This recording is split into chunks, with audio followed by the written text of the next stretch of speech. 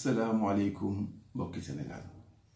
tey jii nag damaa ñëw ci benn cadre ay vidéo yu spécifique pour waxtaan ak yéen ci sama gis-gis ci Sénégal sama premier niveau de réflexion mooy damay def benn rétrospective bu ndaw rek dox ànd ak yéen ci Sénégalu indépendance yi jamono yi nga xamee ni tubaab bi daf ñu yeew di ñu noot pendant plus de 300 ans ñu xëy suba am liberté am indépendance. dama jàppoon ni jamono yooyu la doon farata moo ñu toog ni comme léegi libre nañu xoolal suñu bopp lan mooy suñu bëgg-bëgg fan la ñu bëgg a jege fan la ñu bëgg a jëmee suñu réew ak lan mooy suñu perspective de développement fan la ñu bëgg a yeggale suñu école nan la ñu bëgg a jàngale suñuy doom nan lañ bëgg a former lan mooy suñu farata ci wàllu agriculture lan mooy suñu farata ci wàllu développement technologique yenn niveau d'infrastructure la ñu soxla. nan la ñuy def ak kër ak logement sociaux wala logement de qualité boo xam ne war nañ ko may suñuy cadre supérieur suñuy cadre intermédiaire suñuy fonctionnaire wala liggéeykat bu mu mën a doon ñu waroon mën a toog à l'époque dajaloo déggoo pour ñu mën a xam Sénégal gii nga xamee ne ay sénégalais rek a fi nekk léegi moom seen destin ñu war a mën a organiser seen bopp seet fan la ñu jëm ak seen réew malheureusement defuñu loolu. li tax defuñu loolu moo di tubaab bi ndekete ba mu ñuy bàyyiwuñu woon dafa yolomaloon buum ji ndax kenn si ñoom ñu koy wax Pierre Mesmer daan wax ni dañoo war a góorgóorlu ba Afrique képp ku fay nekk président de la République dafa war a nekk kenn koo xamee ni ay sëriñam maanaam ñi koy sol xel référence am ñi nga xamee ni si ñoom lay gindikoo dañu war a nekk ay ñoo xamee ni ci boroom xam-xam yu mag ci réewu tubaab yi wala ñuy jógee. maanaam dafa war a nekk nit ñoo xamee ne intérêt France ak taxawaayu France ak liy dëgëral France ci Afrique di ko yokkal koom-koom mu mën di continuer di ngacc suñu économie ñooñu dañ ciy taxaw daf ko muy farata ñu ne it seen xalaat dafa war a yegg ba ñay opposé nit kooku dafa war a nekk nit ñoo xamante tamit seeni intérêt dafa war a méngoog intérêt France maanaam dañoo wër en 360 degré fu ñu tourné muy ki nga xamee ne moo ñu jiite ak ñi ko contre ñoom ñëpp seen sëriñ France daaw ñu doon ci loolu lañ doon wéy pendant plus de 40 ans 40 ans yooyu paradoxalement lépp lu ñu mësoon am comme avancement lépp lu ñu mësoon am comme stabilité comme loo xamee ne rayoon nañ ko ñeneen ñi mujj nañ koo ñàkk ndax dara xalaatuñu ko dara jëfuñu ko ngir taxawal Sénégal ngir Sénégal mën a moom boppam ma jàpp ni jamono ji bu ñu demee ba constaté ni 58 années après les indépendances bougé wuñu millimètre suñu koom-koom tey la gën a ñàkk fayda amuñu benn capacité pour tabax ay kër yu mën a may nit ñu am cadre de vie yu décent suñu dëkkuwaay doy na waar suñu njàng tey jii grève ci kaw grève jafe-jafe ci kaw jafe-jafe fonctionnariat bi nga xamee ne dañ ko laloon ci ay cadre yu leer tey jii déséquilibré nañ ko ci ay mesures de favoritisme ñii ñu jël leen di leen jox lu dul jeex ci ay indemnité ñii duñ leen defal dara te kenn mënu ci dara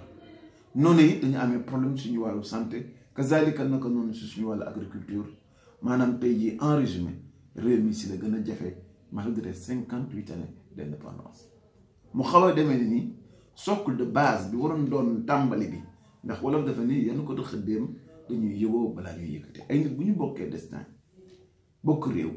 dañoo war a déggoo ci seen projet national su fekkente ni am nañu projet national mais en réalité booy analyser Sénégal day mel ni en dehors reconnaissance bi ñu am ci drapeau national bi ak hymne national booy seet li nga xam ne mooy fondement wu comment vouloir vivre ensemble googu yëpp dafa manqué lu bare ndax gannaaw drapeau bi ak hymne bi wala ak yëg-yëgu ni rek Sénégal la sénégalais la dafa am lu ko ëpp solo ndax boo yëgee ni lu ëpp doole moo leen boole si ngay mën a am conscience que ni dafa am xaalis boo xam ne yéen a ko bokk nga xamee ni si téye bu baax bi yéen koy téye si li si ñëpp di gisee seen bopp ci biir réew mi si la jàmm mën a amee si ñàkk téye bu baax boobu si la lépp di yàqoo si la yëpp di tasaaroo kon amaana dafa mel na ni tey jii dañoo war a repenser waat suñu projet national maanaam li ñu bëgg pour Sénégal dañ ci war a d'abord déggoo dañ ci war a bokk gis-gis pour mën a jëm si kanam moo tax man sama xalaat ci li ñuy wax rectification ci réew mi dafa war a tàmbale d'abord suñu am en plus de gëm gu ñu gëm ni ñoo bokk réew mi ñoo war a àndandoo ñu xam ni bokk réew mi dafa am lu muy signifier ni lépp luy xaalis lépp luy koom-koom lépp luy njariñ ci biir réew mi dañ koo bokk. si ñàkk séddale bi mën na tas réew mi si ñàkk yamale bi mën na yàq li nga xam ne mooy jàmm ji nekk ci biir réew mi mais loolu pour mu mën a am il faut que mu am ay vérité yu simple yoo xam ne ñun ñëpp dañ ciy d'accord ñun ñëpp àndandoo si pour ñu mën a tabax réew moo xam ne dina mucc ayib ndax li yàq Sénégal mooy démb dañ daan wax jëf jël ñaq tedd lu waay liggéeyul doo ko jëriñoo ñu sàggan bàyyee suñu bopp tubaab bi ñàkk gëm ni dañoo bokk benn réew bokk suuf si bokk ndox mi bokk ngelaw li ba nga xamee ne tey jii lu ñu am ñun ñëpp ñoo ko bokk ñu mën a dem ci réew moo xamee ne tey jii yegg na ni xaalis kenn du ko liggéey dañ koy lijjanti ñëpp dikkee tappale dóor marto ak jaay doole ñu nekk ci réew moo xamee ni tey jii dañ naan njëriñ loo fekke principe yooyu moo tax kenn mënul am conscience ni bokk gi ñu bokk moo ñu war a engagé pour suufu Sénégal ñun ñëpp ñuy xippi suñu bët xool ka di ko xool nan lañ koy utiliser ak fan lay dem alal ji yàlla def ci biir suuf si it ñu mën ko xool ensemble mën a xam nan lañ koy utiliser est-ce que taxaw na pour jariñ Sénégal yépp est-ce que mujjul nekk alalu paate ci paate képp wala tuba yi paate ci paate képp te paate moomul réew mi moomul tubéy ci kenn la rek ci biir 15 millions de doomu aadama yi nekk donc foog ñu am un projet national ci lan lañ koy wéer si ñetti dëgg yi benn bi si njëkk moo di bu ñu d'accord ni ñoo bokk réew mi ñoo bokk alal ji ñoo bokk suuf si ñoo bokk ndox mi alors dafa am ñetti règle yoo xam ne dañ ko war a imposer suñu bopp ñun ñëpp bi si njëkk mooy képp koo xamee ni ci cër wi ñu yàlla boole dañ la ko dénk nga mujj di fen nit ñi ci cër woowee dañ la war a folli doomu koo mën a doon ñaareel ba moo di dootuñu fi dénkati nit benn cër moo xamee ni directeur général la moo xamee ni PCA la ci benn agence moo xamee ni wala boog da nga nekk directeur national fu mu ci mënti doon ci ay cër duñ la ko dénk mukk ndaree amuloo diplôme yi wala xam-xam bi wala dayoo bu war a tax ñu jox la ko kon day daal di laaj bu ñuy nommé ci haute fonction yooyu il faut que ñooñu jaar assemblée nationale pour ñu vérifier ndax seeni diplôme ak seen jàng ak seen jaar-jaar méngoo naag cër wi ñu leen war a jox wala bu fekkente ni méngoo wuñu ko ñu mën koo rejeter kazalika naka noonu aussi ci fonction ministérielle yépp loolu daf cee war a mën a nekk donte sax président de la république bi mooy am toujours sañ-sañu tànn ci gouvernement ko ci neex mu dugal la ko ci neex mu génnale waaye laa budde taxawaayu bokk ci gouvernement du mën a mat mukk ndaree jaarloo sa assemblée nationale ba ñu wuññi say mbir topp say jaar-jaar seet ndëgëm yow sàcc nga wala tappalekat nga ndëgëm yow dóorkatu marto nga wala nit ki koo xamee ni ku yam ci sa bopp nga ku gëm liggéey nga borom jom nga borom fule la bu war a tax ñu mën la dénk réew mi kon premier niveau bi moo di képp koo xamee ni dañ la dénk cër ci réew mi nga fente ñu folle la ñaareel ba cër yi nga xamee ni moo gën a kawe ci réew mi duñu la ko jox mukk ndaree vérifier woo ni am nga aptitude intellectuelle yi ak morale yi war a tax ñu dénk la ko ñetteel ba mooy ku wàcc yoon ku sàcc wala nga tooñ wala nga jalgati wala nga dugg lu sa yoon nekkul doomu koo mën a doon dañ la war a teg ci yoon te buñ lay teg ci yoon kenn ci société bi warul jóg pour di la wutal lay wala di la wutal yoon woo jaar wala condition yu simple yoo xamee ni fa lañ la war a mën a rombal kon nag ñetti principe yi bu ci Sénégal yëpp d'accord je pense que ne ñu ngi soogay am base boo xamee ni mën nañu yeew comment vouloir vivre ensemble bi ñu mën a am nekk sénégalais day daal di am sens ñu xam ni ñoo bokk ndox mi ñoo bokk suuf si ñoo bokk ngelaw li ñu mën a am ni li ñu yàlla boole muy xéewal gi ak alal gi nekk ci réew mi yii ñetti principe moo koy gérer pour que ñu mën a jëm sa kanam muy premier principe généraux yi nga xamee ni war nañ ci mën a taxaw ñaareel ba xam ngeen ni Sénégal législateur bi maanaam député yi wala askan wi bi nga xamee ni peuple souverain ñoo voté ci seen constitution ni pour nga mën a doon majorité pour nga mën a am carte électeur foog nga am fukki at ak juróom-ñett amaana sax xaleel dina am fukki at ak juróom wala fukki at ak juróom benn am maturité boo xamee ni mag ma am juróom fukki at du ko am waaye dañ koo def à 18 ans pour que ñu mën a xam ni équilibre la pour que nit ki fekk xel mi dina mat mu mën a am capacité pour ràññee noonu it la ñu waxee ni boo amulee ñaar fukki at ak juróom doo mën a nekk député ñu ne boo amulee fanweeri at ak juróom doo mën a nekk président de la république te boo jàllee 75 ans mënatoo doon candidat pour élection président de la république taxawaay yooyu yëpp li muy wane ak encadrement yooyu yëpp day wane ni kon ndekete fonction politique warta doon liggéey maanaam ab sas la goo xamee ni dañuy seet ci biir réew mi ay critères yoo xamee ni nit ki daf koy am pour mën a justifier lu war a tax ñu fal ko ci poste bu mu mën a doon pour mu mën a am sax capacité bokk ci électeurs yi loolu moo tax ci samay projet ak sama gis-gis jàpp naa ni war nañoo yegg ci foo xamee ni jëm ci lii nga xamee ni mooy collectivité locale yi képp koo xamee ni amuloo niveau bac waruloo mën a bokk ci conseil municipal boo amulee niveau bac da nga war a jaar ci benn commission boo xamee ni mooy seet ndax yow ci sa jaar-jaar ci sa liggéey ci sa capacité ak ci sa mathématique sa xel développé na en dehors circuit yi nga xamee ne mooy jàng mi bi nga xamee ne mooy école moderne pour ñu mën a justifier ni malgré que jaarloo fa am nga capacité yu war a tax nga mën a nekk conseil municipal kazalika naka noonu aussi ma jàpp ni képp koo xamee ni amuloo maîtrise waruloo mën a dem assemblée nationale ndax barab yooyu du barabu liggéeyukaay du profession maanaam dafa di sacerdoce sas la boo xamee ni dañ la koy dénk ci ay diir pour que nga mën a taxawal réew mi aar ko ci yenn dérives yi bu ngeen seetee assemblée nationale 165 députés ba lu ko ëpp moo fay nekk te ña ci ëpp du ñu mën a liir du ñu mën a bind seen tur du ñu mën a liir ki seen làmmiñ yu nàmp du ñu mën a liir ci tubaab te lañ fay wax ci assemblée nationale xamuñu ci dara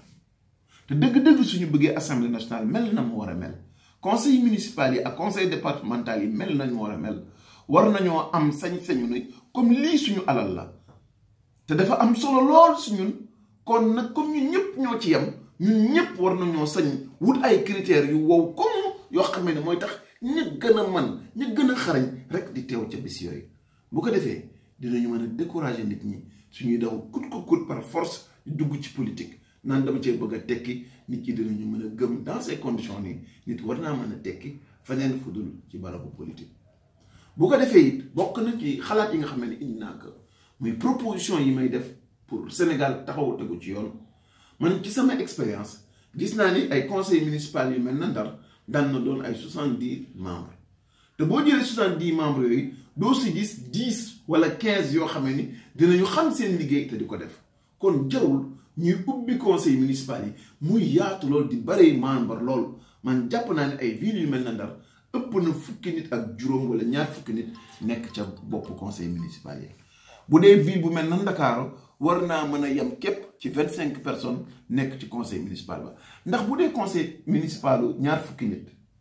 dossier bu ñu fay indi dinañ ko mën a teg waxtaane ko liggéey ko xarañ ko settantal ko te kenn du mën a nax sa morom maire boobu dina mën a ànd ak nit ñi ñu dox liggéey bi ñu war a dox taxawaay bi ñu war a dox mel nañu war a mel taxaw fa ñu war a taxaw te je pense que jamono yooyu seen liggéey bi di gën a sell ndax ñay nekk ci communauté ci commune yi dinañu am capacité yi pour mën a ràññee budget bi xam li nga xamante ni mooy engagement yi mën a nekk ak engagement yi mënul nekk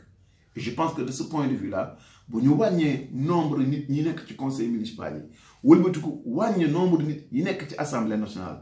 ndax kat États-Unis boo ko seetee dañoo am benn député la ñu am pour 580 000 habitants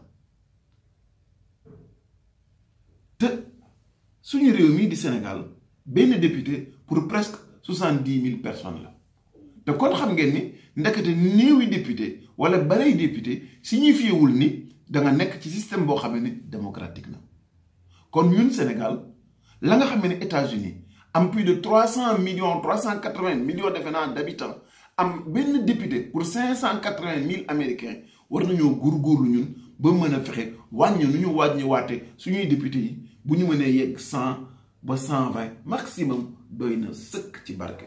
ñu mën a réorganiser waat suñu système électoral de telle sorte que bu la wóoree ni pour nga nekk député faaw nga am maîtrise baa nga am équivalent diplôme boobu kon dina doon loo xamee ni dina gën a bonifier taxawaay ci assemblée nationale débat yi dina gën a xóot seetantal bi dina gën a rafet loi yi dinañ ko gën a ràññee seetantal bi dina gën a mat et je pense que en ce moment là dinañ mën taxaw ci condition yi nga xamee ni moo mën a jàppale réew mi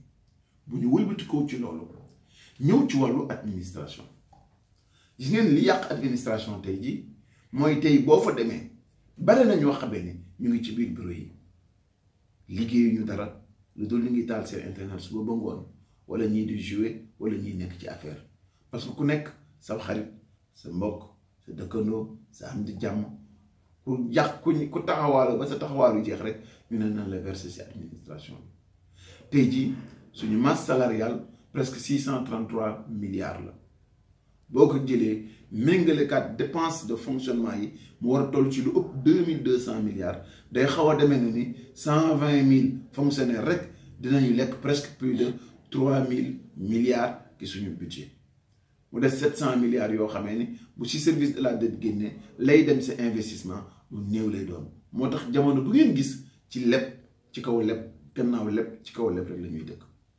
beneen système boo xamee ni bu ngeen ñu jàppalee ci yii ñu taxaw yéene yu ñu am ci réew mi bëgg nañ ko aussi indi mooy ñu rationaliser lii nga xamee ni mooy agence yi ak yi nga xamee ni mooy institution yi bu dee agence yi di ngeen mën a génne ay agence yu bare par exemple ci wàllu développement territorial boo jegee di ngay seet ni di nga am benn boo xamee ni muy ADM wala nga wëlbatiku gis beneen boo xamee ni dafay nekk ci boor boobu même système bi lay jógee nga wëlbatikuwaat giseen beneen institution boo xamee ni ay dialogue social lay tudd beneen institution boo xamee ni dialogue des territoires lay tudd yooyu yëpp di ay agence yoo xamee ni ci benn motivation la ñuy am benn baat la ñuy am lépp ci wàllu territoire la ñuy wax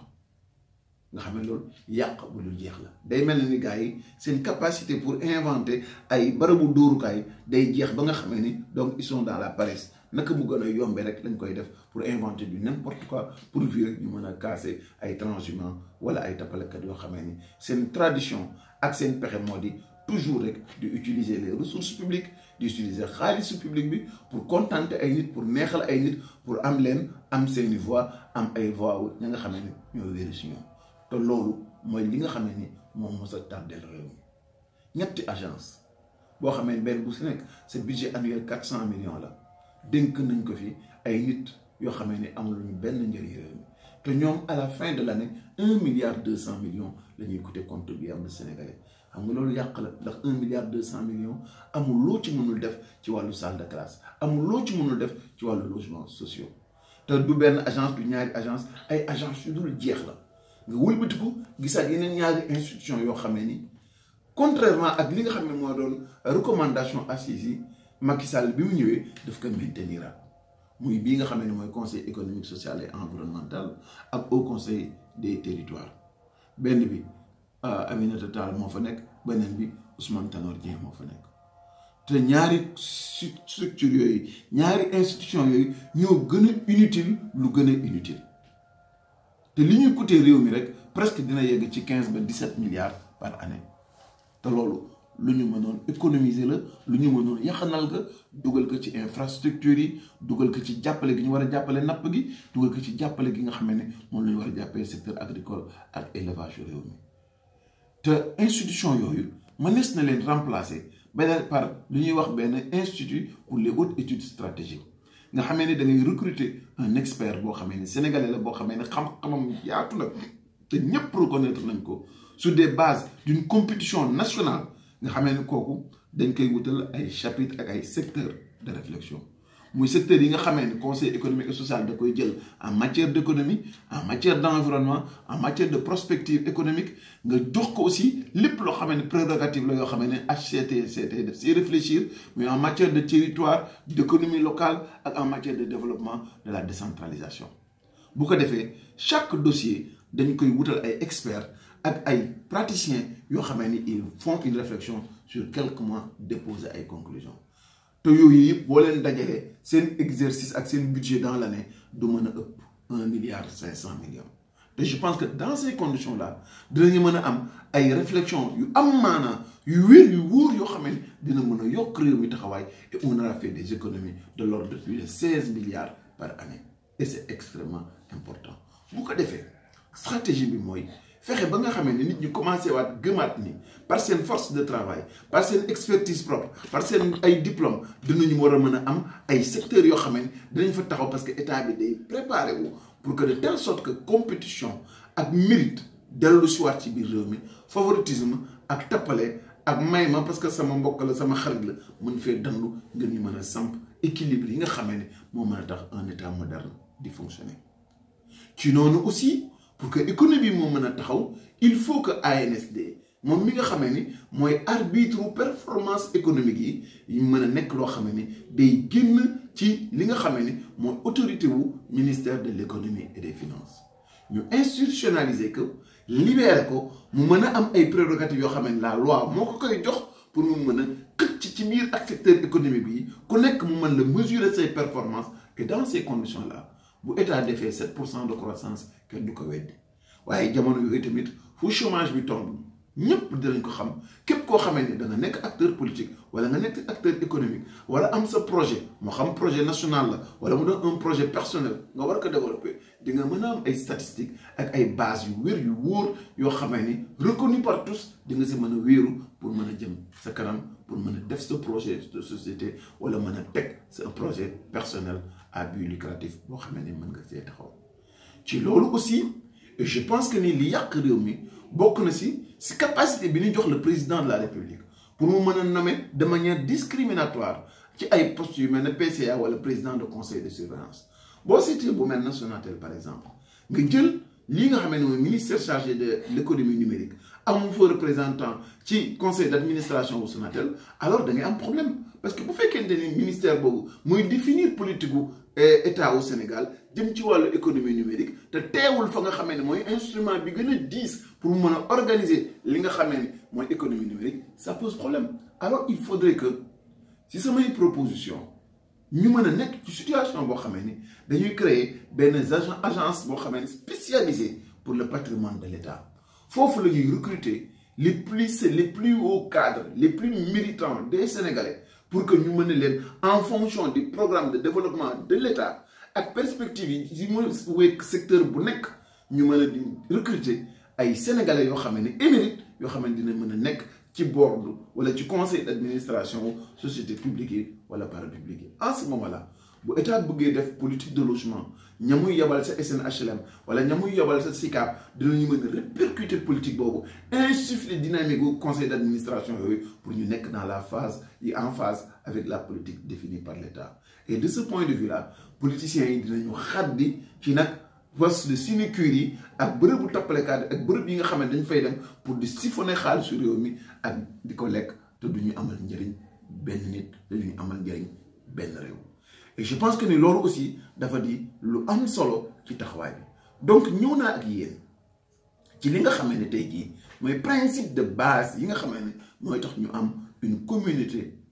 nationale boo xam ne dañu am un dessein national am gis-gis ak yéene bu ñu bokk mooy ñu d'accord ni au-delà de l'hymne national et au-delà du drapeau national dafa am lu ëpp doole lu ñu bokk mooy suuf si day symboliser lépp luy alal ci kaw suuf si ñun sénégalais yi ñun ñëpp ñoo ko bokk te ku am sa alal doo ko sàggane mukk doo bàyyi benn jàmbur donte yéen a bokk réew moomu mu jël si di ko defee nu la neex di ko defee nu ko neex di ko yàq di ko fowe ak di ko pasare wala muy jëm ci wàllu folklore donc yëpp ni alal jooju ñoo ko bokk moo ñuy symboliser ñu war a am nan la ñu bëggee suñu réew mi mën a jëm si kanam ndax ci alal jooju kat c'est la éducation nationale di mën a baaxee ci la armée nationale ak sécurité bi ñu waraloo doomu aadama yi jaar yoon si la aussi condition de santé yi ak condition de développement économique yi mën a jaar yoon mais bala nga naan ne fa parce que nit mooy def développement nit kooku foog ñu préparer ko si ñetti cër benn moo di képp koo xam ne jox nañ la cër ci réew mi ngay kilifa nga doon te président de la république la boo fanee te mu wér ni fen nga ci responsabilité yi la jox dañu laa war a folli ñaareel ba dootuñu joxati cër nit ci réew mi te amul expérience ba te amul capacité ba te amul vérifié wul diplôme ya wala pratique bu ko wan ni mérité nu demee noonu ñetteel ba impunité zéro maanaam ku tooñ ku wàcc yoon doomu koo mën a doon ak foo mën a jóge yoon dina dal sa kaw te du ñu gis si réew mi kenn koo xam ne ni dina la jëp di la taxaw naan da lay jéem a défendre wala da lay wutal lay yooyu mooy les principes de base. Deuxième mi nga xam ne moom la ñu war a taxawee mooy mode d'organisation de l'État resserrer le gouvernement ba mu wàññeeku mais aussi ci code ak modèle yi ñuy nommé képp ci gouvernement ku ñu nommé ku nekk foog nga jaar assemblée nationale ñu xool sa taxawaay nu mu demee. ñaareel ba bépp poste boo xamee ne secrétaire général la wala directeur national la wala président de conseil d'administration wala lu mën a doon lépp concours lay doon dootu ñu fi joxati kenn benn cër parce que ay politiciens nga wala ci parti nga bokk lépp lu ñu fiy joxeeti ci réew mi dafa war rek justifier wu di am na expérience bi am na capacité bi am na njub gi. beneen bi moo di lépp loo xam ne dañu àndandoo di ko def muy ci assemblée nationale muy ci conseil départemental yi wala muy ci conseil municipal yi dañ ko war a mën a resserrer laaj ay critères yoo xam ne ni boo amulee diplôme ba wala amuloo capacité ba duñ la mos a permettre nga bokk ci conseil municipal wala nga bokk ci conseil départemental wala nga nekk assemblée nationale. 100 wala 120 députés à l'assemblée nationale 25 conseillers municipaux à Dakar wala 20 conseillers dans les villes secondaires de l'ordre de Saint-Louis, Thiès, etc. bu ko defee maire ba du fa nekk ba ka sekk di ma dàgg di góor ko sa mbéeraay lu ko neex mu def mais il y aura des gens qualifiés ay nit yu xam yu yeewu yu moom seen bopp dinañ fa mën nekk et dans ces conditions là il serait même possible de prévoir une rémunération maanaam fay goo xamee ne di nga ko mën a fay 20 conseillers yoo xamee dañoo nekk ci biir conseil municipal. et en ce moment là mu ànd ak ay batterie de mesures yoo xamee ne dina renforcer li nga xam ne moom la ñuy jëlee ci TVA yi ñu dem ba yegg ci 35% yi nga xamee ne mboolem collectivités locales yi ñu ngi koy laaj ni 35% de la TVA nañ ko jël retourner ko collectivités locales yi. je pense que dans ces conditions là dina mën a dooleel collectivités territoriales yi et dina mën a indi li ñuy wax territorialisation des politiques publiques ndax ab dof rek mooy jàpp ni lépp yaa ko war a téye te jël lenn ci cëru réew mi jox ko communes yi jox ko département yi du def dara dul noppal président de la république ak gouvernement mën leen may ñu am temps wu toppatoo yeneen farata yoo xamee ni xëy na buñ doon toppatoo ay détails yi duñ ko mën a def. et je pense que loolu aussi lu am solo la wax naa leen ci resserrement bi ñu war a def ci li nga xam ne mooy agence yi suppression yi ñu war a def ci CSE ak HCCT ak ni ñu ko war a remplacer par centre des hautes études stratégiques nga xamee ne foofu dinañ mën a taxaw ci li nga xamee ne mooy recherche ak études yu wér yu wóor en dehors des critères politiciens et dinañ mën a génneel résultats yi nga xamee ne soxla nañ ko. bu loolu weesoo ñu créer benn agence du patrimoine de l'État boo xamee ne mooy chargé wu du domaine yi nga xamee ne ñooy directeur agence yi ñi nga xamee ne ñooy représentant ci board yi ak wala conseil d'administration wu société publique wala parapublique yi ñu mën a resserrer aussi agence yi de telle sorte que du am benn yoon place boo xamee ne dinañ fa mën a libérer nit koo xamee ne dafay nekk di tappale wala di yàq wala di dugal ci loo xamee ne yoon nekk si. dernière mesure bi mu leen indil mooy li nga xamee ni mooy institutionnaliser agence nationale de la statistique et de la démographie mu doon boo xamee ni day doon un arbitre de l'économie nationale di mën a def ay statistiques yu wóor di mën a génne performance su économique réew mi bu ko defee bu président ne def naa 5% de croissance nit ñi mën koo gëm bu ne def naa 7% de croissance nit ñi mën koo gëm parce que dina am un arbitre boo xamee ni